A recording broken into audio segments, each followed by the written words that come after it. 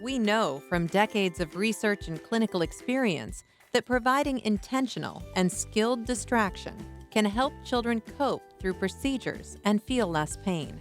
Successful use of distraction is a skill that is learned and improved through practice. This short video will help you learn the key elements of distraction coaching and teach you how to use this simple yet effective intervention with children. The key elements to providing effective distraction coaching to children are: make a plan that includes the child and family, establish your role as distraction coach, respond to the child's cues, and stay focused on being an effective distraction coach. Make a plan. Before the procedure starts, make a plan that includes pain prevention strategies, comfort positioning, and distraction. Start by asking the parent and child what worked best during previous procedures for reducing pain and anxiety.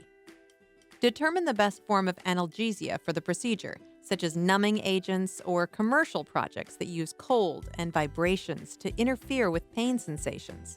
Some of these therapies require time to take effect, so it's important to plan ahead and let everyone on the team know the time frame. If possible, have the child positioned upright for the procedure. A parent or other trusted person may assist with comfort positioning and provide a supportive presence for the child. Then plan your distraction strategy. Include the parent and child in selecting a few novel and engaging items or things to do.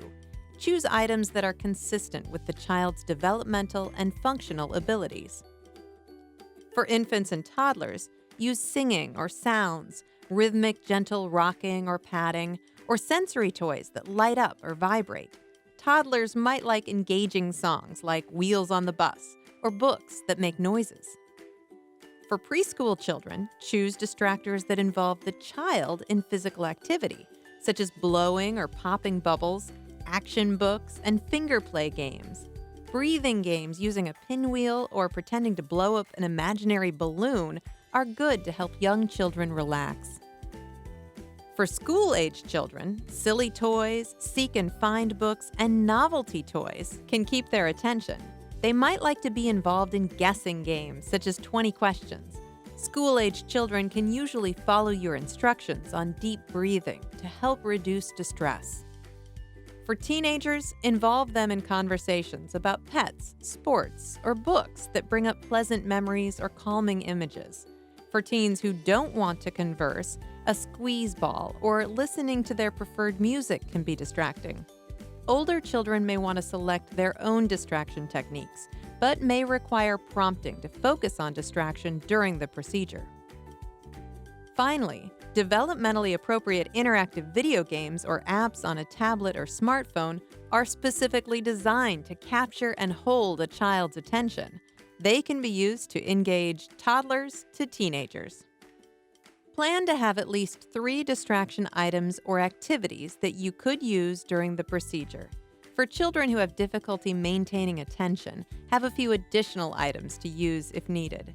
Make sure you have ready access to the items before the procedure begins, and place some distraction items out of the child's sight so that you can introduce something new if you lose the child's attention.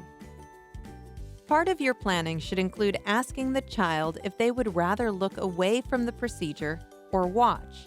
If the child wants to look away, block the sight of the procedure by placing a book or tablet in the child's line of view.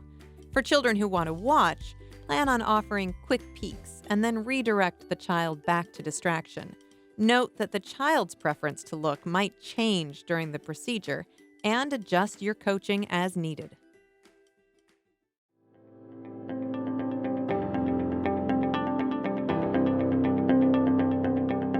My name is Katie, and I'm a psychologist, and I'm the lead for the Partnering for Pain project.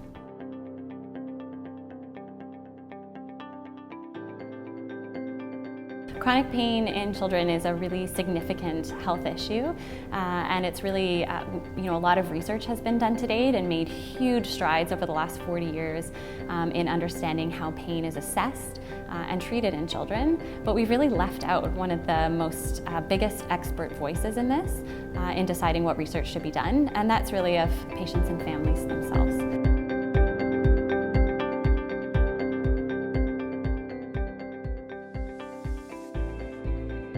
I've always thought that there's a gap between research and patients and what they want to see researched and what they understand from research. I was in the beginning really encouraging people that I knew in my community to respond to the survey. So it ended up with 500 plus answers, and now we get to bring this all down to 10 priorities. So it's very exciting to see. As a parent, I have to say I've felt helpless a lot of times along the way in what I could do to help Catherine. So when we had the opportunity to get involved in this research project, we jumped at the chance, and we've been involved since day one, to come together in a room with people from rural and urban and different age groups, different dynamics. There's a lot of variation in the voices in that room. And it's been a fantastic opportunity to come into this project. I always say at many points in my career I am often schooled by patients and families, and that's happened to me today. Being here has opened up my eyes about what options there are nationally in the rest of the world. And as a mom of a child who is suffering with chronic pain, it helps me to see there is hope at the end of the tunnel. Well, I think that this is just the beginning of everything. This is the spark that will ignite a wave of future in the research world. I just want to say thank you so much for inviting me. I learned a lot, and I learned a lot about people and myself, and I just want to say thank you that you invited me to this wonderful event.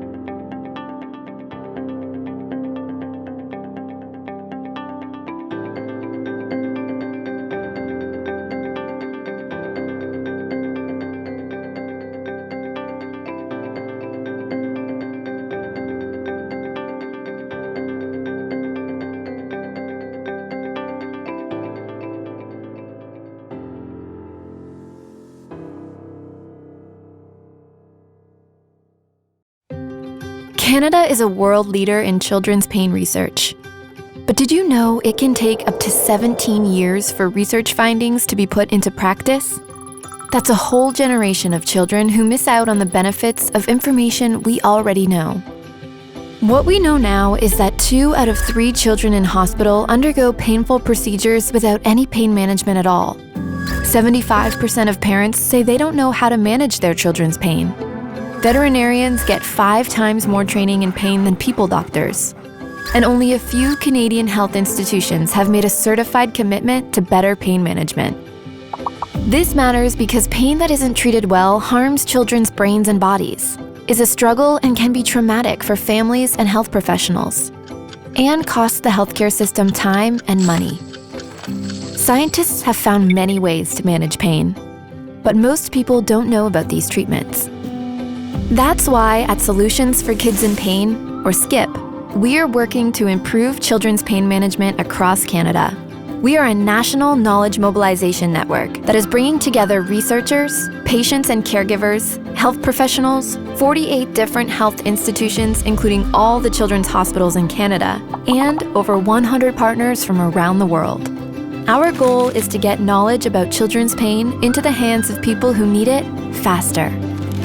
If you're a scientist or researcher, patient, caregiver, health professional, policymaker, or part of an organization or company with unique expertise or technology, you can help.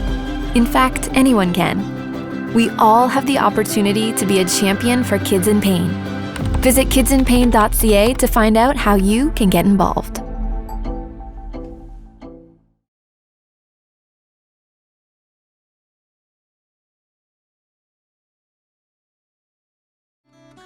Hi, my name is Amanda Feinstein, and I have created a yoga DVD for kids who have pain. Specifically, this video is meant to help teenagers with arthritis.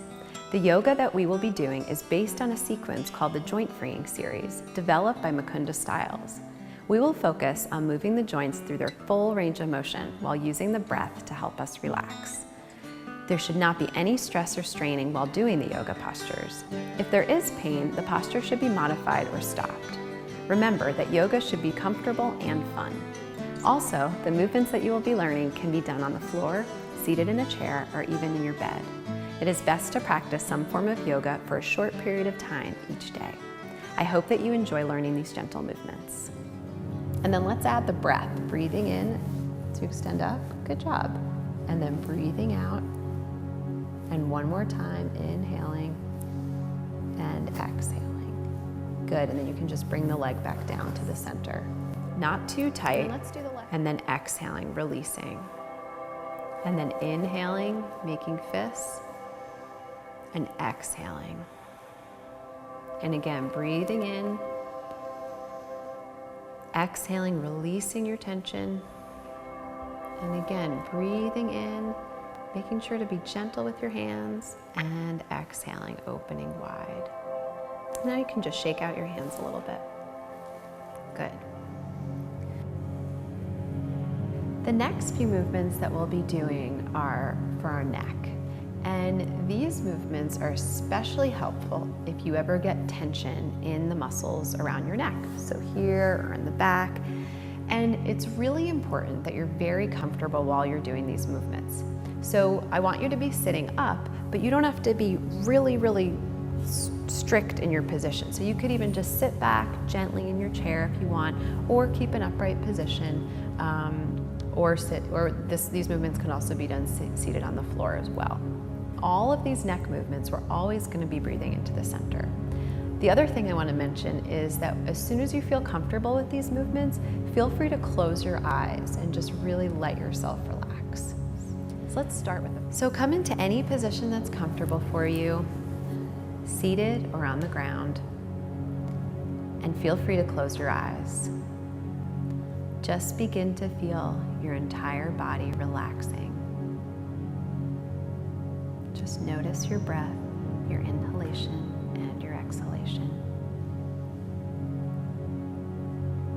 And notice any sensations, thoughts, or feelings that may arise. Noticing the flow of your breath in and out. Letting go of any stress and tension. Feeling all of your joints and muscles relaxing.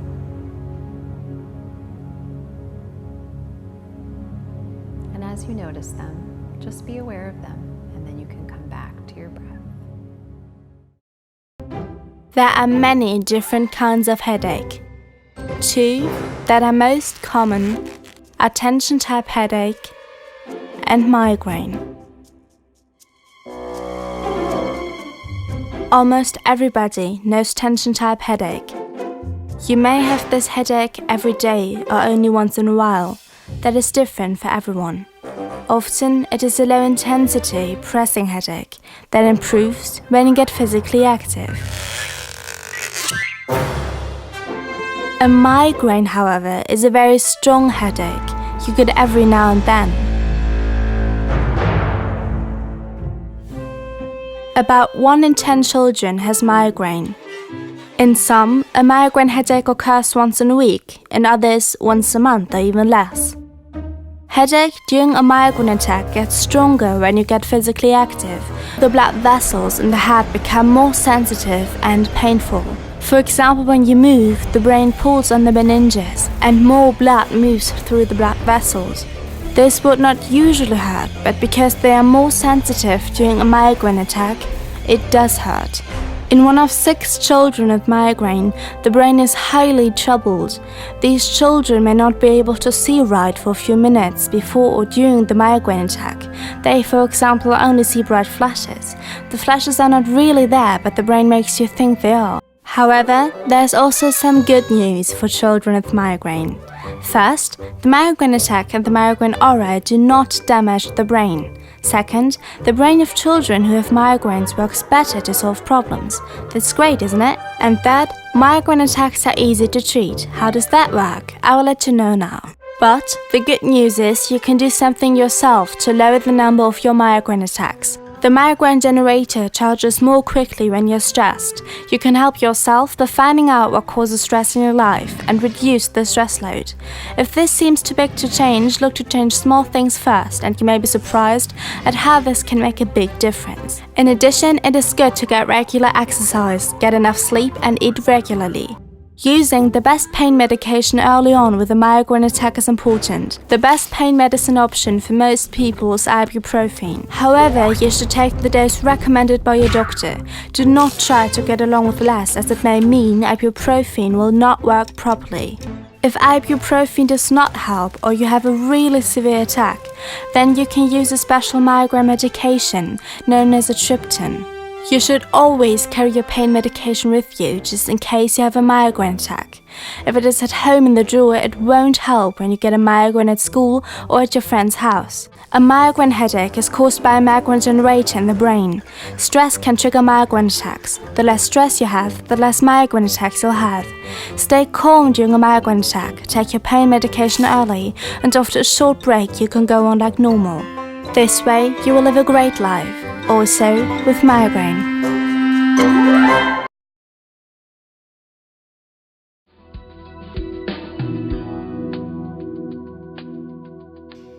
Welcome to Connecticut Children's Yoga. In this video, we'll practice a series of yoga poses and match them with our breath.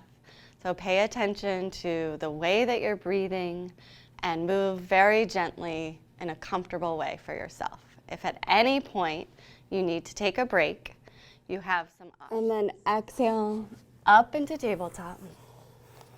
Good. Take a breath to reset here, deep and wide. And then exhale, tuck your toes, lift your hips and your knees, and stretch back to down dog. Bend your knees, look forward and step forward to the top of your mat. Inhale, lift halfway up. Good. And we're going to rest here quietly for just about a minute, connecting to our breathing. So let's take one more deep breath together in our bellies. Breathe in through your nose and open your mouth. Welcome to Connecticut Children's Yoga. In this video, we'll practice yoga in a chair for extra support, or when a yoga mat or space is unavailable. And now breathing in, reaching the arms up. And on an exhale, lean forward toward the block. You can place the hands around the sides of the block. One forearm to the ground, the other forearm on top. And then we just turn our head to one side and breathe. Okay, let's do it together.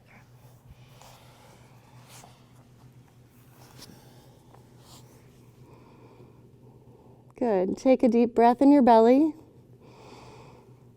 Exhale. Good work. And then switch sides. Turn your neck to the other side.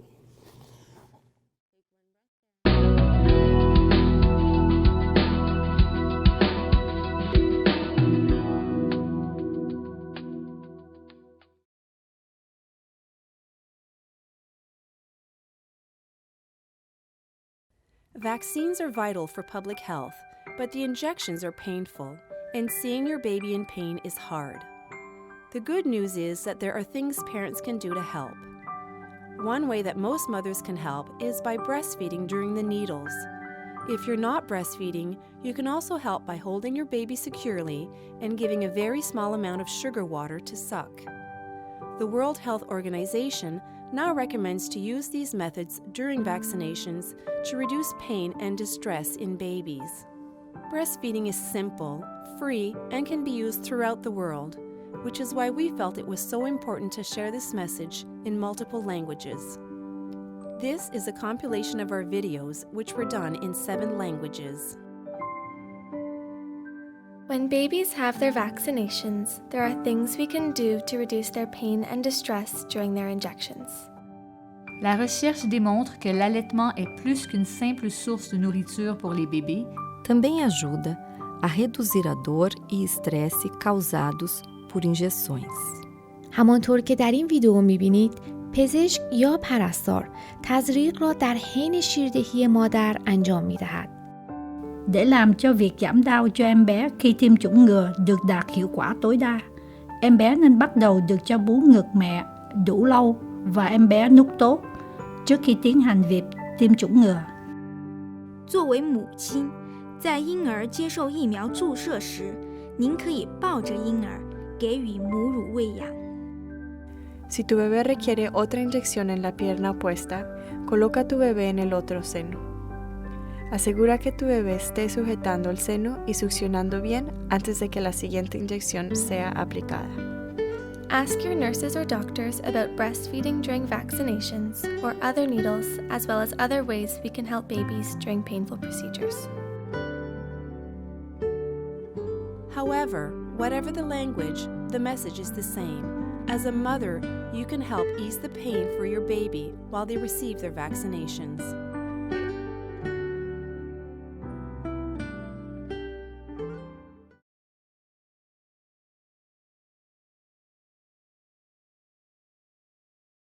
It can be difficult to explain what pain means to people. Everybody has their own perception of what pain means. You go into a doctor and they say, okay, here's the scale, and they've got the 1 to 10, and it has words and pictures of what it means, and everybody's 5 is not the same. So how we cope with her managing her pain, managing her, social life and breakdown thereof, it's difficult. Definitely early on, we didn't really do anything, to basically help ourselves. It wasn't until maybe a year and a half or so into her condition that we finally actually went to couples therapy ourselves, because you get caught up in it. As parents, you have an idea for a thing, your spouse has an idea for a thing, and you're dealing with, a child that cannot deal with what they've been dealt. They just can't do it. So the stress level in the household between the two of us just skyrockets, and you don't really realize it until you're just in it. And eventually you just kind of come to a point of realizing, if we don't do something to take care of ourselves in this will actually destroy our relationship too.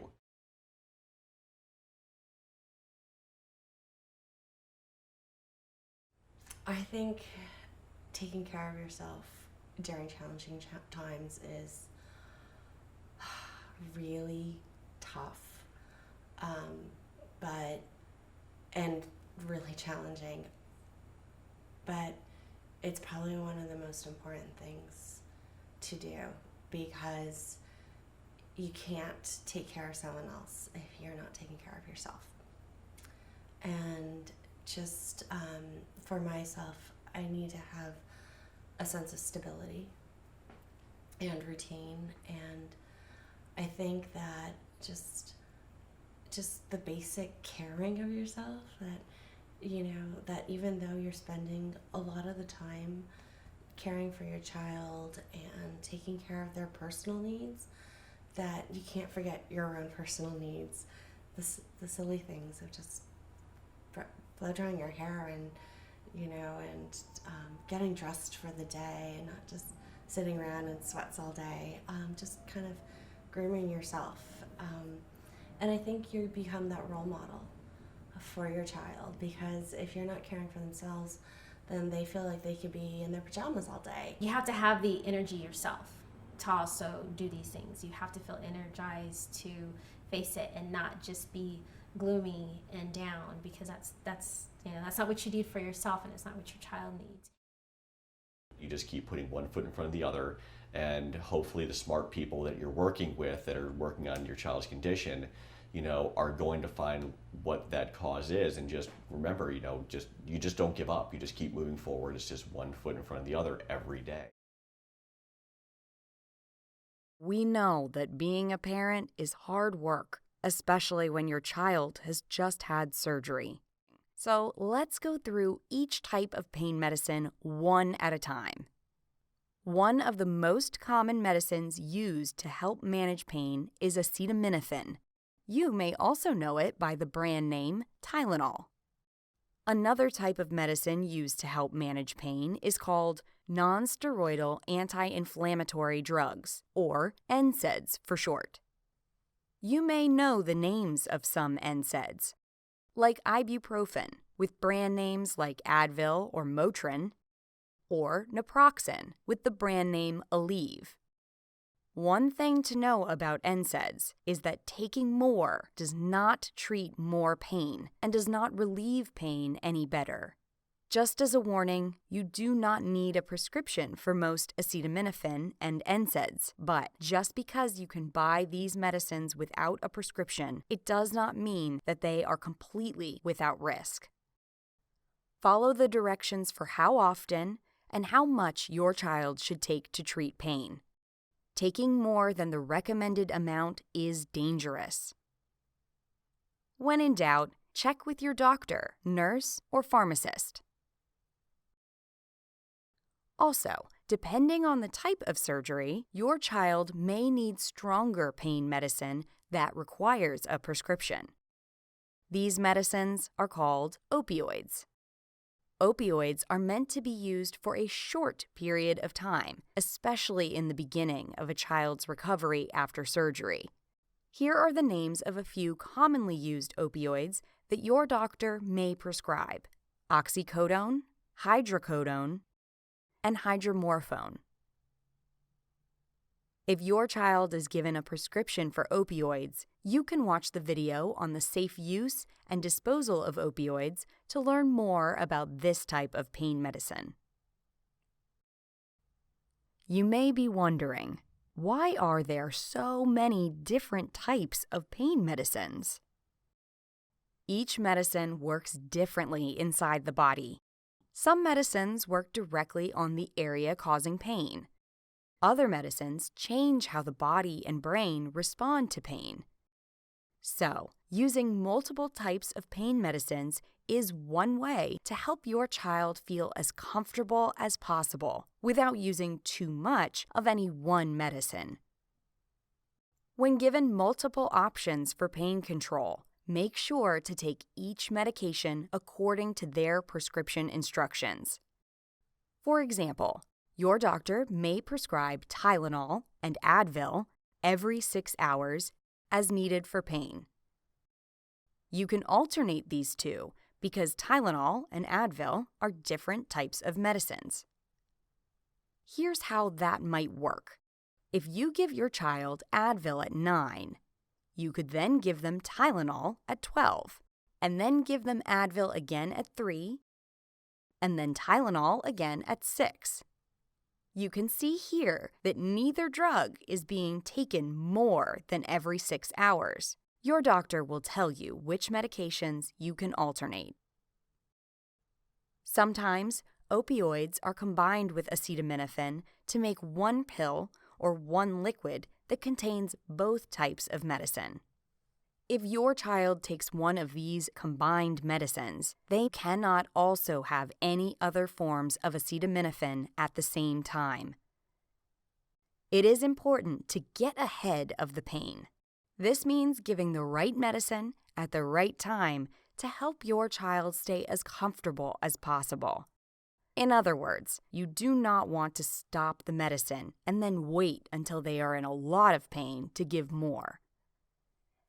Asking your child about their pain and following the medicine schedule from your doctor will help you know when your child might need some more medicine.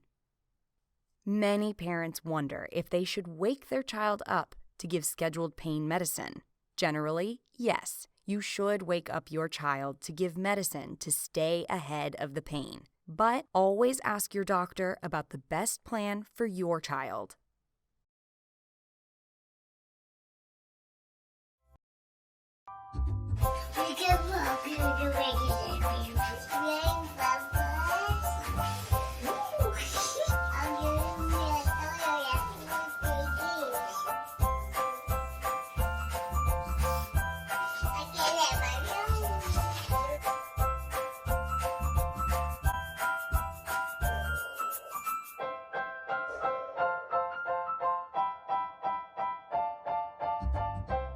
Now this magic cream will help you a lot later. How about while I'll do it, can we song together? Can we sing a song together? Like roll, roll, roll your boat gently down the stream. Oh, you have to scream, Sylvie! Ah!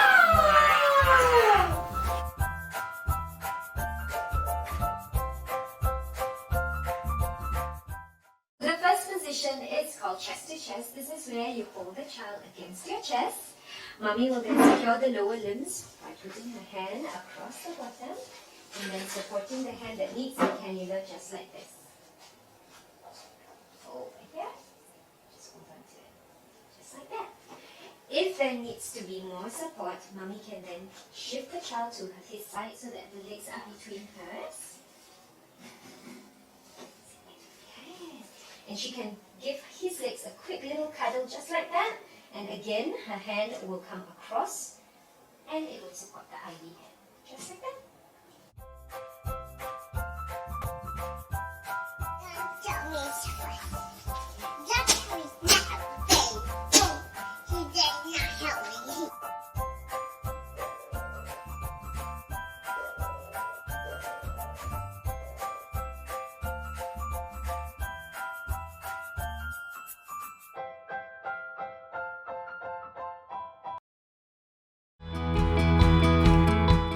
In this video you're about to see, you'll see a school meeting that includes a principal, a guidance counselor, a math teacher, and a parent.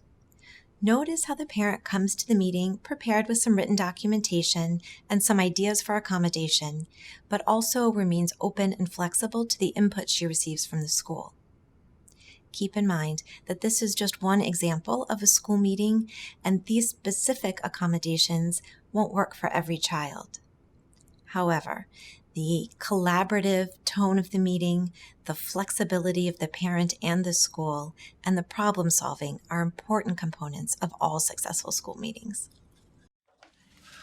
Okay, well, thank you all so much for coming. I'm glad we can all finally meet so that we can discuss a plan for Mia. Why don't we start by just quickly going around and introducing ourselves.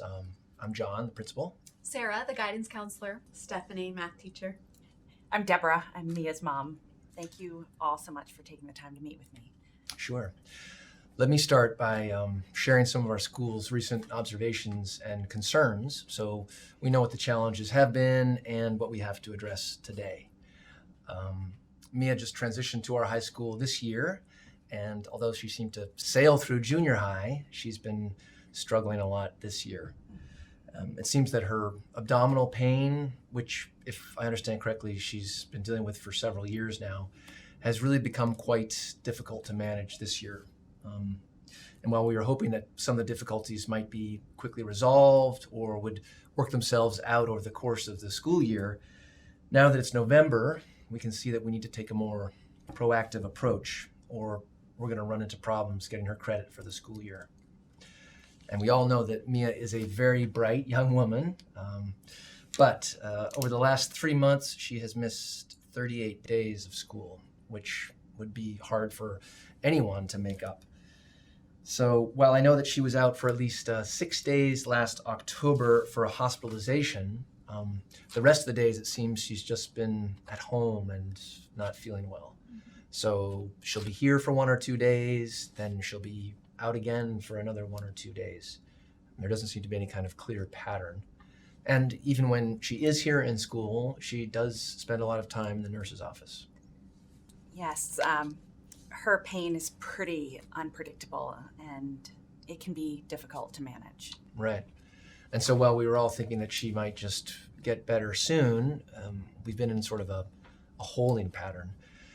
But now I think we need to understand a little more about her symptoms so that we can help support Mia and get her back on track here at school. I can appreciate that this has been very confusing. I've been really confused and frustrated by the whole process as well. And I thought or hoped that we'd just get the right medicine on board and her symptoms would go away. But what I'm learning now from her doctors is that her abdominal pain is a little bit more complex to manage and has to do with her nervous system function. In some ways, her pain has become like a habit for her body. So the advice that we're getting now is that we should help to increase her school attendance as much as possible and get her back to the routines and activities. And in that time, with the support of her medical team and her psychologist, her symptoms should improve. I have a note here from her doctors that explains the chronic pain process, and they've also provided a list of accommodations that should be helpful. I'd like to get these written into a 5.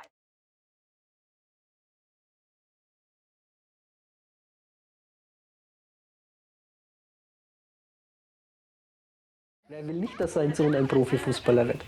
Franz muss da immer in eine Rolle schlüpfen und ist dann der Thomas Müller und muss dann Tore schießen oder hechten. Da muss alles drinnen sein. Hey!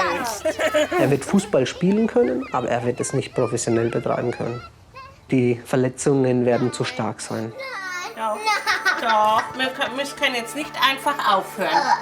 So, stellen, stellen, stellen. Das gibt's halt auch, ne, sowas. Andreas und ich, wir beide haben einen Gendefekt und diese Konstellation zusammen hat das beim Franz ausgelöst. Ihm fehlt quasi ein Eiweiß, das die Hautschichten zusammenhält. Du, wir sind gleich fertig. Du bist kaputt, ne? Der Franz wird jetzt 5 und wird sich gerade seiner Krankheit sehr bewusst. Er hängt dem Schmerz auch ein bisschen länger nach und er weiß, was kommt. Aber keine kalte Creme, ist alles warm. Die Panik und die Angst ist so groß und übermächtig, dass wir da ganz schlecht an ihn rankommen, um ihm diesen Druck zu nehmen. Dann ist so ein Verbandswechsel extrem schwierig und aufwendig.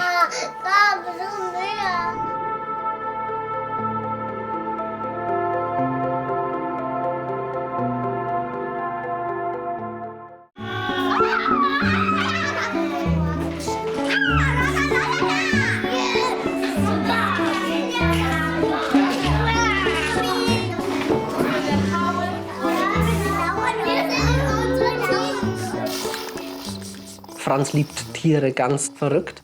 Und es gibt auch ganz starke Tiere, die keine Angst haben, die bei Schmerzempfinden brüllen würden. Der Bagheera aus dem Dschungelbuch, der schwarze Panther, sein allerliebstes. Wie macht der Bagheera? Kannst du auch mal so schreien dann? Ui. Wenn der Bagheera einen Schmerz hat und auf den Dorn getreten ist, dann brüllt er. Franz nimmt es gerne an und lässt es raus. Ich denke, das ist eine Art, damit fertig zu werden. Das ist gut für ihn. Jetzt brennt's. Ja. Und jetzt ist gut? Wow, bis um das Kind.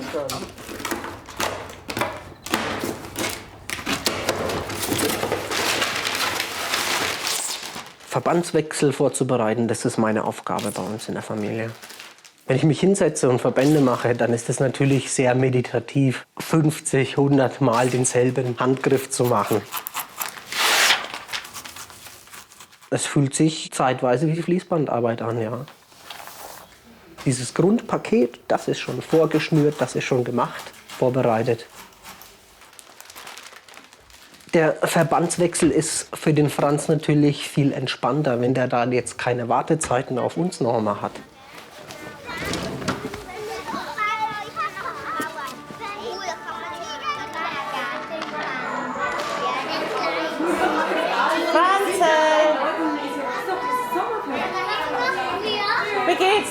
Pause. Verbinden? Baden? Ja, aber erst spielen. Erst spielen? Warum? Es ist tatsächlich so, dass wir schon kleine Deals vereinbaren, der Franz und ich. Wenn die Paula dann kommt, bist du schon fertig und dann kannst du spielen. Ach, Franz, komm. Wir machen das zusammen. Er möchte mitbestimmen, wann der Verbandswechsel stattfindet. Wenn wir heimkommen, machen wir erstmal Medis und ein bisschen spielen und dann machen wir Baden und Verbinden.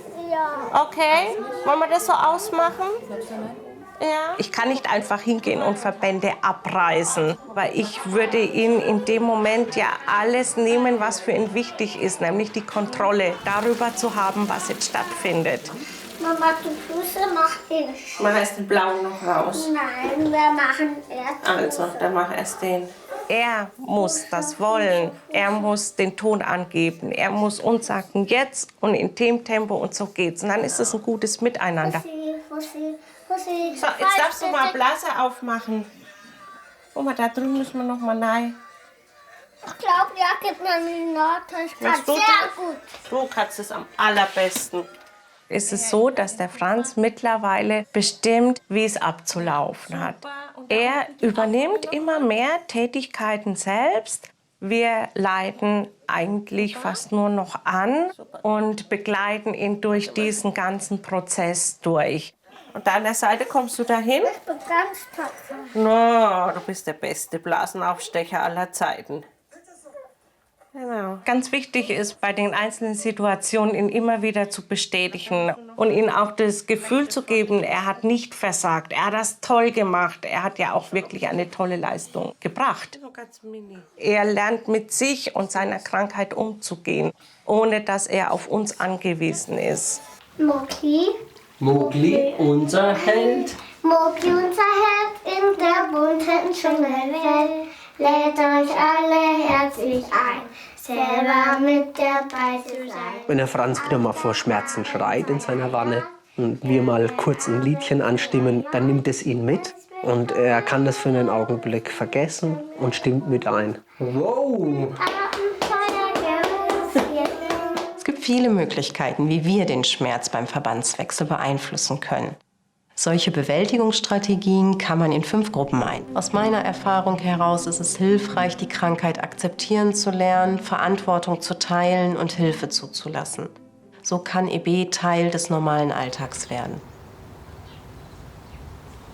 Spritzen, Ersatzverband, Ersatzmund. Eine Mütze für?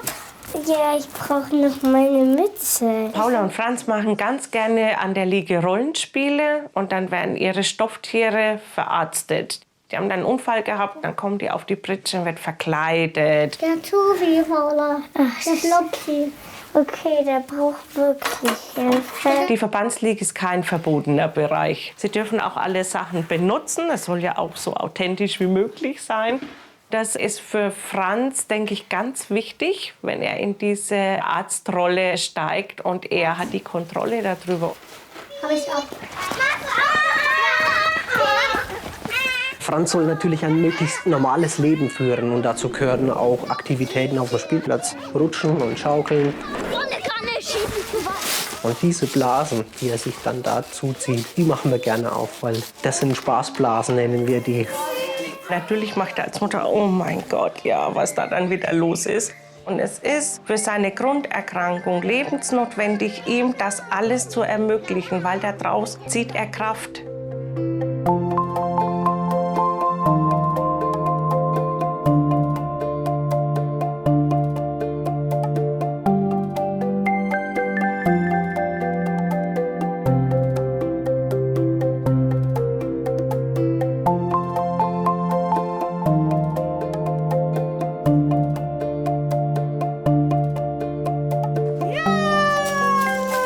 Geschafft, du hast es super gemacht.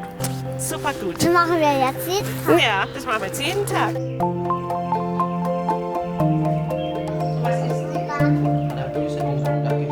Ganz wichtig ist, dass man für sich als Familie den Weg findet. Man kann bei EP nichts richtig oder falsch machen. Alles ist in Ordnung, was zur Familie passt. Veränderungen annehmen, keine Angst haben.